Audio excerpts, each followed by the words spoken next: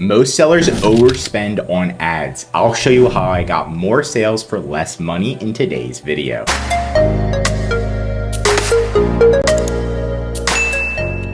As you can see right here, we spent $147 and got $2,000 in sales in the last 30 days, which is pretty darn decent. It's like giving somebody 75 bucks and you get $1,000 in return. Can't beat that. And the first thing we want to do is optimize our listing. So if you go right here, we have a checklist for all of our clients. This is just a sneak peek, but one of the first things we do is see, okay, why are the ads not converting and why aren't they doing well? How can we get them to do better? And a lot of the times it comes down to either our title, our reviews, or our first image.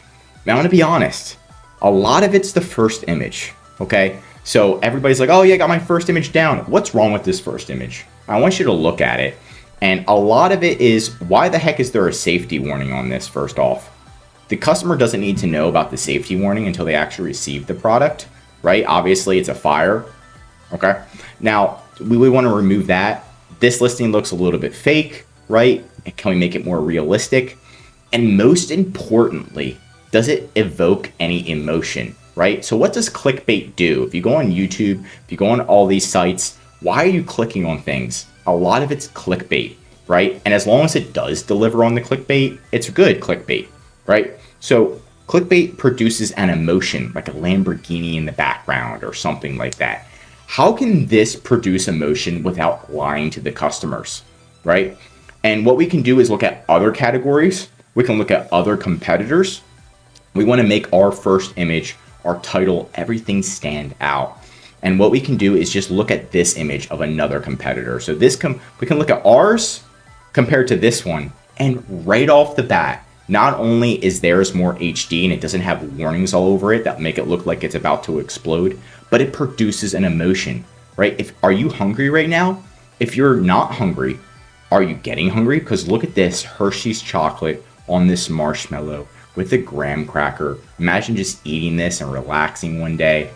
That's producing an emotion. It's making you salivate. It's making you think when you were a child. It's making you think about how it tasted. Not only that, it's showing you a marshmallow when you used to roast marshmallows with your family, or if you've done that before, or if you've never done it, you know you've seen it online or pictures of people roasting marshmallows, and this could be your opportunity. That produced a million emotions just in one picture. How can yours do that? How can you make your listing better in order to make your ads better? Now, I'm not talking about this is going to change your ads by 2x, 3x. This is the difference between your ads succeeding or your ads failing. It's going to be your first image 90% of the time. The other 10% is going to be how you manage your ads. And of course, your title, your reviews can't be crap. Your first image needs to be good. So double down on that. Number 2 is going to be segmenting your campaigns. So a lot of the times when I'm managing clients and I jump on their account, I look at their listing and I'm like, okay, let's look at one of their ads. I open it up and I open their campaign. I look at their total targets and they've got like 40 keywords in one campaign. And I'm like, what? How are you managing this? Are you using a robot? If you're using a robot, how are you double checking that it's actually doing its job? Are you double checking? Are you just assuming? Like, what's going on here? And plus, how is your bid working for all of these keywords? So I want you to segment your campaign to an average of less than 5 keywords per campaign. It's going to be easier to manage. I know you want to put as many keywords as possible in a campaign, but it's not going to work. Or usually it doesn't work, and one keyword in the campaign does well and the other ones suck and they're sucking up your budget. So doubling down and just doing 5, this one only has 1 keyword in the campaign, right?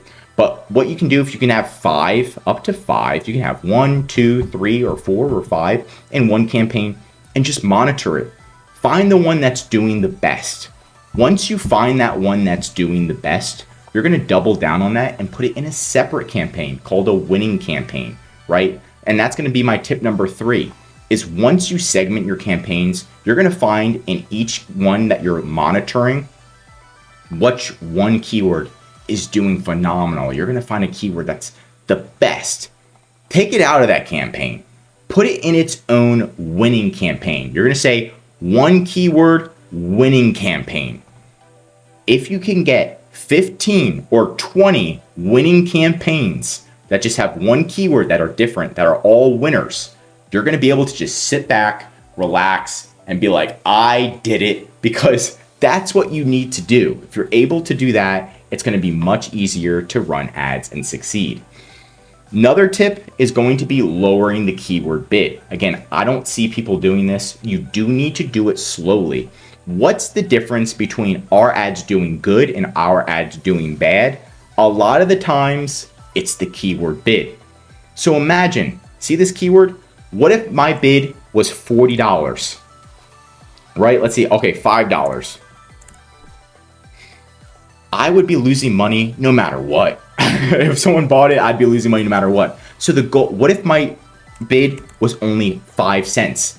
I could get so many clicks and still not lose money. And as long as some of them generated a sale, I would make money. So what you want to do is slowly get your bid as low as possible. We got one of our clients' bids down to 8 cents per click.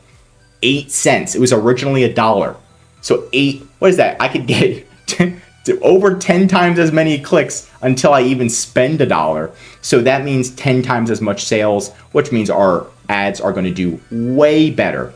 In order to get your bid down every single week, I'm coming into the campaigns, our team is coming into the campaigns and slowly lowering that bid. Right now it's at 133. We're going to slowly lower that bid to 131, right? Just a few cents. You wait a week, come back, see if it's still spending money. If it's still spending money, it's still converting, it's doing the same, lower it a tiny bit, tiny increments. That's how Amazon's algorithm works. If you lower it very, very quickly, it will shut off. The campaign will not do well. You need to lower it extremely slowly, and I mean a few cents each week. We started this campaign at $2.72. Now we're saving 50%, and it's still spending money at $1.33. The same exact amount of money, right? So we're generating the same sales for less. That's what we want to do, and get this bid down very slowly, and we're lowering that bid very slowly, right? But those are my 4 tips to help you succeed and make money, lower your ACoS, increase your ROAS on Amazon. If you want more Amazon videos, tell me what to cover next in the comments. If you learned something new, drop a like. And if you're an Amazon seller, I highly recommend subscribing to our channel, because we're giving away great content that's going to help you in your Amazon journey.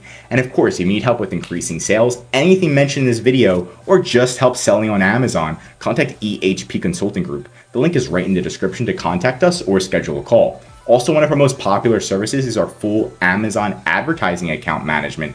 This is where we're going to go into your ads. We're going to monitor them, make sure they're segmented properly, slowly lower that bid for you manually, because we know how to do it, and then make sure that we're optimizing it to increase your sales and lower the spend. Because the lower the spend is, the higher the sales, the more money you're going to make. We're here to help you save time, money, and increase your sales with EHP Consulting Group. I'm Josh Hackett, CEO of EHP Consulting Group, and I'm signing out.